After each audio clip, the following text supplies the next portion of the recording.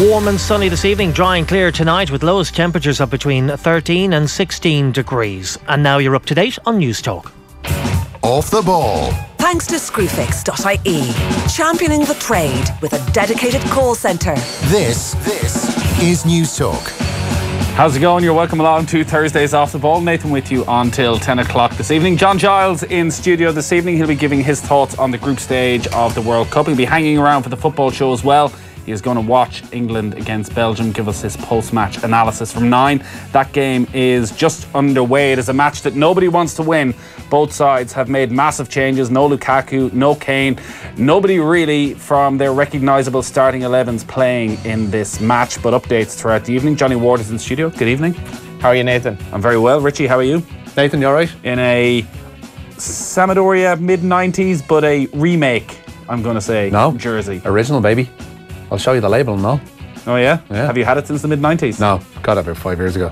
So did you have to pay a premium? I actually got it, relatively reasonable. Kept an eye out for one. Got it reasonable enough. Went having a bit of that. Samp 91. Nice. I didn't think our debate about Clobber would centre on anything other than what you're wearing. He doesn't like you having to go to shirts. There's nothing wrong with my shirt. It's the summer. I don't know if you've looked outside, Johnny, or if you've been outside, but it's the hottest day in Ireland. It is. In over 40 years. So it's acceptable for me to wear a summery shirt. When my mother used to go visiting, as we called it back in the day when we were kids, we'd visit the cousins or the neighbours, and some place was 10 or 15 minutes away, but it was exciting for us. There'd be an awkward pause when she went into the house, and she'd say to the lady of the house, I was admiring your curtains, right? They actually remind me of curtains or some sort of wallpaper or something. Wow. Yeah. I'm not even going to comment on your mustard top that you've buttoned up all the way to the top as if you're in East London and some sort of wide boy or something. I'm not quite sure what's going on with that. Shots fired all over the place here. In fairness, I did get a Saudi jersey for the World Cup, and it arrived on the morning of their dead rubber third game. So I was a bit late, but Brilliant. It's a nice shirt. Our television has just gone off inside here, JP, with the Belgium-England game. It was doing the countdown going, your TV's about to power down. Watching. A good producer would have been on top of that sort of thing, but it's fine. I do have bad news to start the show with this evening. Apart from upsetting news. Hard to take. There are no games in the World Cup tomorrow. Yeah, Dundalk are playing Cork. Who cares? Bowes Pats, baby. Who ultimately cares? It's good to get the full sound as well. We could just stop talking and go with the ITV commentary for the next 3 hours. Clive, before the game, came up with a bizarre piece of equivalency whereby he said, this is Trent Alexander-Arnold's second cap for England. Bobby Moore won his second England cap at the World Cup finals. No, it's going that way. Football's coming home, Nathan. I don't think that's in any dispute. So you're not upset, Johnny, that there's nothing to do at 3 o'clock tomorrow afternoon? I'm at a wedding tomorrow which starts at 3 o'clock, and I've already told the bride that I will be watching some of Dundalk and Cork during the wedding, and she said, no, you won't. I deliberately put it on a day when the World Cup isn't on. Why did you tell the bride? And then I said to her, how dare you tell me how I'll behave at your wedding? So she's kind of prepared for it. But I'm going to skive off to the bar and mingle with people I may or may not have met before and watch Dundalk and Cork for a while, if not all of it. Tell me this, Johnny, where's the wedding? It's in this girl actually won the wedding in a radio show. I kid you not. She didn't win the husband as well. Did she need a husband to? Well, she had to be claim the prize. The only proviso was she had to actually be wanting to have a wedding at the time, and happily enough she did, and she won the wedding, and so she got most of it paid for. It's somewhere in Blanchardstown, I think. Right. Now, I don't want to upset you right at the start of the show, but I haven't been to too many hotels of a Friday evening where they're showing the League of Ireland. It's on RT though. That doesn't mean they're going to show it, Johnny. I think it'll be okay. They'd sooner show nationwide. It's on after nationwide. Yeah. Nationwide's on at 7. The match will be on after that. You're also being. Do you remember the idyllic days of Dundalk in 2016 when people in the pub were more likely to be watching them than Man United? This was actually true. In the Europa League. I'm just saying it's in a better place. It may not be as easy as you think, but it is a perfect Friday night fare. You can have it on the phone. Yeah, exactly. We were at a wedding before whereby it was in Carlow, and I think Tip were playing Kilkenny in the hurling championship that evening. Had it set up on the old player on the phone, and I must have had about 5 people round my chair at the chair. I looked incredibly popular. Nobody gave a toss about the wedding. Very similar story from a couple of weddings. I think a lot of people listening can relate to that. You have to watch it. If there's a big enough game. A lot of weddings are fairly boring as well. There's a lot of time filling at a wedding. But also, generally the match is at a good time. So the match is at 7, you've just finished your dinner, you're in that lull. Where there's not much to do. It's like the Christmas movie. It's like the Christmas movie. You need the Christmas movie on at a time when you're absolutely stuffed full of dinner. It's like, the same thing at a wedding. The fake platitudes, like where your man goes and don't the bridesmaids look beautiful. He's written this 2 days ago. How does he know how they look? Do you know what I mean? Maybe they probably do look beautiful, but he's taken away all the love. At least you'll be there to give an honest appraisal of the I'll bridesmaids be at the bar watching the game at tomorrow's wedding. Spare thought for my mate Stephen, whose wedding was fixed for the day of the Mayo Dublin replay 2 years ago. Was he a Mayo man? I was a groomsman. It was a difficult evening for everybody. It was the night of the draw. We all went over to a pub just down the road, and there was a lot of silence of. So they pushed the meal back, and so 2 minutes before we had our starter, Mayo just lost another All Ireland final. So when you say spare a thought for your mate Stephen, what you actually meant was spare a thought for me. Yeah, exactly. Yeah. Who? Well, ultimately, it didn't matter in the end because we lost. So. And you're trying an audacious bid to get to Newbridge after your show here on Saturday as well. Right. Yeah. How long does it take to get from Dublin to Newbridge?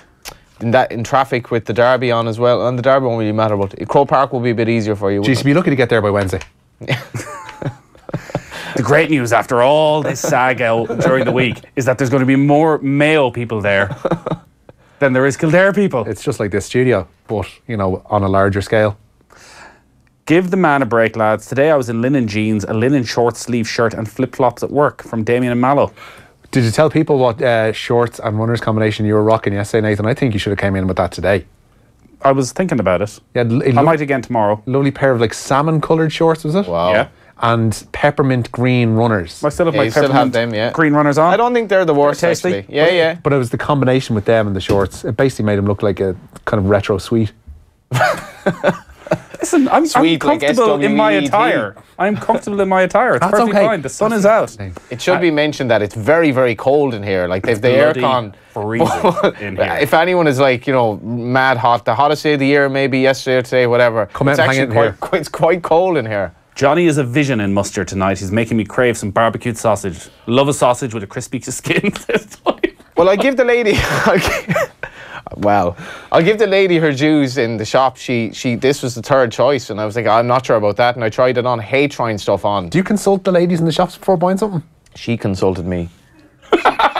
She came over. I was actually in the changing room, and I didn't know she was kind of the other side of the door. She goes, I got another one for you here to try as well. I was having a private moment here in the changing room. Personal shopper, were you? Were you in BT's, was it? No, I was in the iconic Hugo Boss store on Grafton Street. Yeah, but they have a sale on. It's very reasonable, actually. Bloody hell. The Newsround, by the way, is brought to you this evening with Screwfix.ie. Championing the trade with a choice of over 20,000 quality trade products. You haven't learned anything about sport in the last 10 minutes. Sure, why would you? Go on, Richie. So it's still scoreless, 10 minutes gone. England against Belgium. Belgium have had the best chance so far. Yeah, and it is Japan in Rostov on Monday for the winners of this evening's meeting of England and Belgium in Kaliningrad. Both Gareth Southgate and Roberto Martinez have rung the changes for their final Group G game. As you mentioned, the England side shows 8 alterations from their 6-1 win over Panama, with only Jordan Pickford, John Stones and Ruben Loftus-Cheek retained, while just Dedrick Boyata and Thibaut Courtois started Belgium's route of Tunisia. Panama and Tunisia, for their part as well, are looking for their first points and indeed some pride in their final group match this evening, which got underway in the past few moments in Saransky, and is also still scoreless. I feel like the start of the show got away from us a little bit there. Well, 10 minutes, 10 minutes of your shirt and my shirt and it's good content. His shirt. Well, there was a lot of stories behind it. There were. There actually were, yeah. Did you expect to be told about the lady who went the extra mile to get me my shirt today? we most definitely did not. I would say the manager in Hugo Boss is listening, thinking that's the personal touch. If you were the mystery shopper, she would have gotten top points, and that store would have got top points this week. She went out of her way to accommodate me. But are you enjoying the World Cup, Nathan, in general? Yes, I am. You are? That's a good segue. Yes, I am. We had an interesting VAR debate before you came on. Well, I am fully in favour of VAR. I like it. Fully in favour of VAR. Right, Richie, is Richie not? No, I think it's settled into a nice little groove, particularly this afternoon when that penalty, with that Davinson Sanchez tackle. So describe the Davinson Sanchez moment for us. He was basically coming through. There was a one-on-one almost with the goalkeeper. Sanchez was coming through, trying to track back. I think it was Sadio Mane. Yeah, he was trying to track back. He angled his. I'm trying to think of the angles of it. He angled his right foot back around to try and flick the ball away from Mane. On initial view, it looked like he'd clean Mane out, and that it was a stonewall penalty kick. They obviously got in the referee's ear, said, listen, have another look at this. He went over to the sideline, looked at the TV, and deduced that that was actually just an exceptional tackle. There'll be no penalty given here, and onward will move with the game. I think it was absolutely bang I think on. it was one of the moments of the World Cup when Davidson was like, when the video zoomed in on him, when he realised that they were going to the VAR, and he realised, like, I could have lost us our chance here. I could have, let the whole nation down, and all of a sudden he was saved because they've had a look. Oh man, the relief, like, and they won the game. Then this is huge, and Wright won out. A lot of the issue with it, I think, is wrong, which is that it should end all debate. Ultimately, it's still the referee's final decision. So there is still going to be some sort of a debate about it. But they've got 99% of the decisions right. The one issue going forward is players appealing for It's VAR, already started. which is happening constantly. Yeah. But at the same time, it's added this brilliant level of drama to the last 5 or 6 minutes of every game, because suddenly there's heightened tension. I think the referees are fully aware of what's at stake, so they want to get everything right, which means anytime there's the slightest incident, you're looking at the referee. Is he going to turn? Is he going to give the signal? Are we going to go to VAR? We need some proper signal. Like the other way in cricket, obviously enough, they'll have like the signals for a 4, for a 6, or for a wide, or for a leg by, or whatever. It doesn't seem definitive set of hand signals, which they should definitely incorporate, because you think of more theatrical referees. The one that I think England had, who also refereed the final in 1990, they had him for England Cameroon, who was like pointing to the penalty spot with 2 hands. He was like full on. But did like this one later on, he was like kind of like VAR. A bit of a wave. He was like, it needs to be more theatrical. I mean, even we didn't. Billy Barry kids could become referees and sort this right out. But in fairness to referees, like, how was Mascherano not sent off, gotten a second yellow for the amount of, gesticulating he did towards the referee in the Nigeria game? It was totally out of order. And I think the referees definitely need to be. I was actually speaking to John Bannon, who used to manage referee the 98 Ireland final. Slight off point, he's just on about how difficult it is to get referees now. And I think, particularly in Gaelic games, but it shouldn't be tolerated at all, the amount of pressure and hounding of referees, that still exists in football. No, and it is one of the things where there is a clear link between standards set on televised games and what happens at club level and underage level. And listen, we're not going to have VAR at club level or underage level, but the constant moaning and bitching to referees every time not even the decision goes against you, you think that somehow you can get it overturned and delay the game by a couple of minutes. Michael loves the Sammy Adoria jersey. He had the away white kit, which I loved. That's a beautiful thing as well. Went into the wash with something red, and the jersey came out a slight shade of pink. Sad face. Once went to the Sampdoria Genoa derby with a couple of mates, and there were 4 of us there, but only 2 of us could get in because it was basically sold out. But my mate ended up going on the beer, just kind of wandered off to a pub in Genoa, and ended up drinking with the Genoa players, some of the directors, and went back that night to the Genoa captain's house for a party. And the Genoa captain, Omar Milanetto, made them pasta. That is no word of a lie. Julian Canny. That is no word of a lie. I, meanwhile, was very drunk elsewhere and had to be taken home and missed all of this. But it's actually true. Omar Milanetto. How did he end up in a bar with the Genoa players during the course of the derby that they should have been playing? Italians don't really drink that much, so it's not like in Dublin where, like, everyone goes out afterwards. So, like, there would have been a small party in a particular bar. He wandered into it, ordered a whiskey. After the game. After the game, they couldn't get over. Sorry, after the game, they couldn't get over the fact that these Irish people had come over to watch the Genoa derby. Well, 2 of them did anyway. I didn't get in, but yeah, he went. He was back that morning. He was back at the Genoa captain's house, eating pasta that he made. I mean, and it was probably good quality pasta. What would it have been in Italy?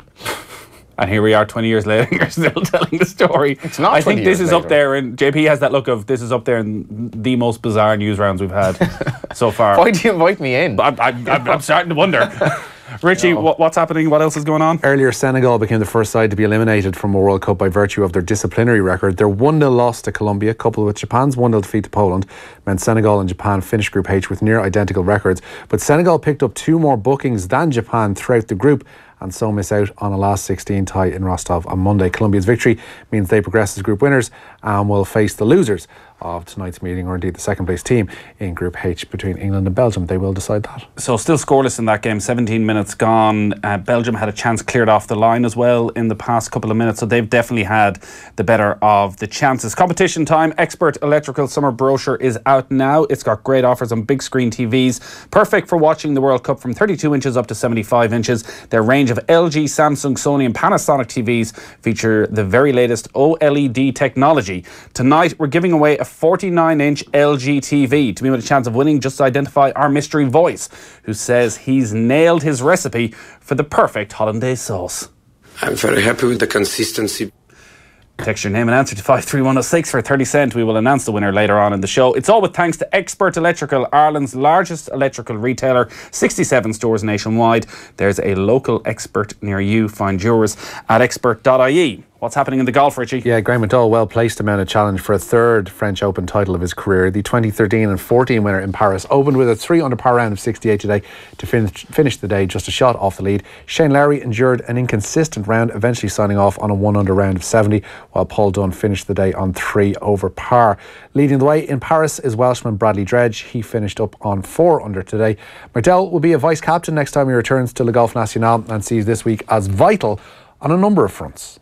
I think something we've been talking about with Thomas Bjorn, a Ryder Cup captain, is just how comfortable you have to be on some of these tee boxes on this golf course, because it's an intimidating course at times. And having been here for many years, had a little success here.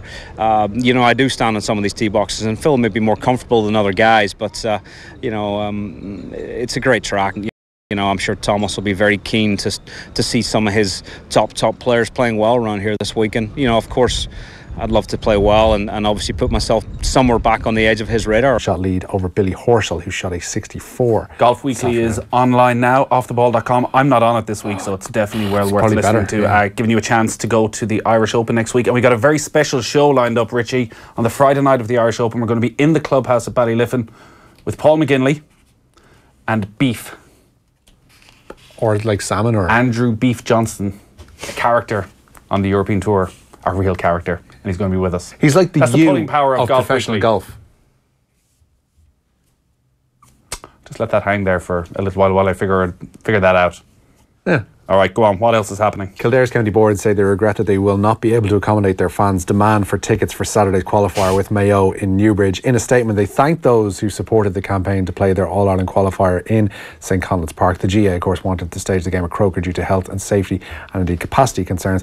Kildare have urged fans without tickets to not travel to St Conleth's Is this Park. going to be a bit like Father Ted when he's like... his point of principle where he objected at the sheep competition, and then he's like, Dougal is like, does this mean we've no heating for the winter? And he starts stamping the floor. Are the Kildare fans like, oh no, we're not going to be able to go now? That is quite literally, it seems, what has happened. So the capacity is around... It's 8,200. 8,200. Yeah. And of that, it seems...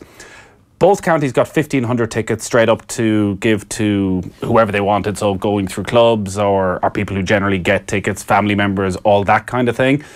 And then season ticket holders. So Mayo have 3,500. So Mayo get 5,000 tickets, guaranteed.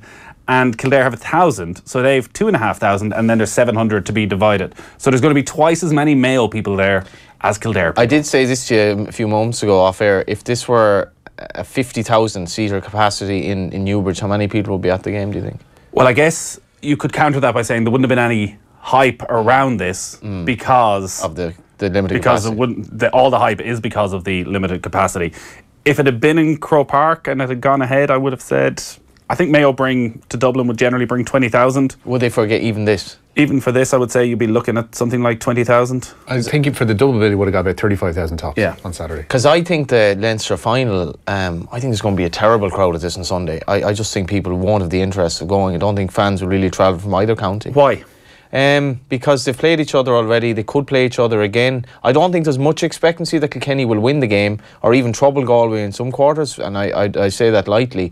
But I think, a lot of people are wrapped up in the World Cup. They're like, do we want to spend a lot of money going up when we're going to be playing, each team will be playing again anyway? And I think there'll be a bad crowd. There were 60,000 or so at the game last year, the Leinster final. I'm guessing 20 maybe. If even. Yeah, we'll be talking to Daithí Regan and Dennis Walsh just after 8 o'clock about both finals. And I did wonder whether both games will be diluted in importance because of what has gone on and with the round robin series. And as you say, they're both going to play good quality teams again. So Wexford and Limerick are more than likely going to be waiting in quarterfinals. They're going to be interesting games no matter who loses. That people just stay at home. But the Munster final is pretty much a sellout, it seems. But as you say, maybe have Kilkenny fans sort of entered that Kerry sort of style of support now that, we'll travel for the final, but we've seen all the other stuff a million times before, so. I think they probably have a slight lack of belief as well now that, that they're maybe the team they were. We'll be talking about David Burke's comments, which are in most of the papers today, where he said, Kilkenny fear us now. And it seems, in Michael Verney's piece in the Irish Independent, he describes the scene as a top-table press conference, presumably for a lot of the written journalists. And as David Burke is saying it, Micheál Donoghue is sitting beside him. No. And the look at Micheál Donoghue's face was, what are you saying? Why would we ever say something like this? I hope it's just the maturity of the Galway panel that we deal with the media in the right way. We're not bothered about this. We're confident. No, that comes across that David Burke, great lad, he doesn't want to bullshit his way through these things. He's just straight up honest, and he did explain it in more detail than that he felt actually the tides had turned over the last 4 or 5 years, so that Galway, rather a decade ago, where they were afraid of Kilkenny. Now it's switched slightly, but it was just a brilliantly honest line. And which we'd more of this, but I bet you if you asked 40 neutral analysts on Sunday for their prediction, 40 would say Galway. I literally cannot see how you would put Kilkenny forward to win this game on form. Do you want to hear Mark Halsey? Oh, well. Got himself in a little bit of trouble today. So part of the issue around these games... That's a good segue, by the way, Nathan. Thanks, Richie. They're being decided on yellow cards. So earlier we saw Senegal miss out. They basically missed out because the last 4 minutes. Yeah, it was 6 against 4. The last 4 minutes against Japan early in the group cost them, because I think Duncan Alexander tweeted say earlier on there was 4 cards in the last 4 minutes of that game. So ultimately Senegal got made a Hames through those last 4 minutes. And some guy tweeted earlier. Nonsense. Imagine if Japan's players were aware of the situation and they're like, we just need to get over the line here. They weren't. And decided to start time wasting a bit and got booked for time wasting. That's what they did. In Ireland, Holland, Italia 90. Yeah, if it happened to the extent that it actually screwed them over, they got more yellow cards, that would have been a bit. Well, they weren't even time wasting. They were keeping the ball in play and passing it around amongst themselves, kind of really easy stuff. Not trying to leg. What would have scuppered them was if Senegal had scored a late equaliser, which is what they were. I feel sorry for Senegal, I really do. So Mark Halsey, former Premier League referee and one of the leading referees in the Premier League, was on CNN earlier today, been asked about this England-Belgium game, which may also be decided on yellow cards as to who finishes first and second. CNN's Christina McFarlane asking the question. Have you ever had a prospect on the pitch where a player has tried to get booked whilst you've been refereeing a game? Now you are putting me on the spot, aren't you? You really are. You're enjoying that question. I am enjoying that question. The answer, honestly, yes, I have. I have had a player ask me, would I caution him? Because they were played on the Saturday. They were playing on Saturday. They had a midweek game, and then on the following Saturday they had a massive derby game. And I was politely asked, would I caution him? And did you? Yes, I did. I asked him politely. I said, "Listen, when I give a decision against you next time, because I knew it'd happen because he was always getting cautioned anyway. Just boot that ball 50 yards down the other end, and I can then caution you for dissent by action." Yeah. So, and he thanked me after the game. Well, no names. Well, I'm not going to tell you. Perhaps no longer refereeing the game. You can tell us that. Somebody's going to figure out what that game was. Well, also, it strikes me, as we've seen with a lot of former referees who obviously have maybe a certain arrogance built up through their career anyways, that he thought he was being really smart. He was waiting to give this answer and everyone would go, what a brilliant anecdote. And then people go, well, actually, that's a bit dodgy. There's something seriously not right about this. And if you're willing to do that, what else were you willing to do? Absolutely. It is the almost definition of unethical. Is it? I do find this. I find this absolute crap that yellow cards should come into it. Yellow cards are a warning not to get it again, so you don't get sent off. That's what they are. That's what they should be. There's nothing wrong with physicality in the game. Physicality should exist in the game, and you don't go into a tournament saying, "Oh, just by the way, lads, try to win the game, try to keep the ball, but." Just be wary that it might go down to yellow cards and we might get out of the group and we'll be going home. It doesn't seem to make... It's absolute nonsense. There's nothing wrong with physicality in football. There's nothing wrong with getting booked as long as you play the game fair. But this is nonsense as far as I'm concerned. There was weird synergy about you making that point and Marwan Fellaini having a chance at the exact same time for Belgium. Yeah, also every game is different, so therefore some games are refereed differently. Some referees throw out yellow cards here, there and everywhere, and for that to ultimately end up costing you just doesn't seem right. One of the arguments on the other side that Mark Lawrenson, who was on commentary for the BBC for that game, was coming out with, saying that maybe goals in qualification should perhaps enter into the fray then. But then you've got sides who've had two completely different qualification paths. Absolutely. And like a South American team against a European team with San Marino in their group, and they just don't qualify. They don't equate at all. There's a referee in the League of Ireland, Paul McLaughlin. And if you watch the games he referees, If it's 50-50, he won't give a yellow card. If it's 40-60, probably won't give a yellow card. If it's 30-70, he'll think about it, and they're so enjoyable. It's just like it's throwback. It's not dirty, it's just physical, and it's great to see his interpretation erring on the side of that's the way I used to play the game. That's how I loved the game. Yeah, Johnny's going to be back with us before 9 o'clock to look ahead to the Irish derby at the Curragh. Richie around for the evening as well. It's England 0, Belgium 0, but there has been a yellow card. Yuri Tielemans has been booked for Belgium, which means England have 2 yellow cards, Belgium have 4 yellow cards. So as it stands, England will top the group ahead of Belgium, which would mean, Richie, that they will end up playing... England will top the group, so they will play Japan.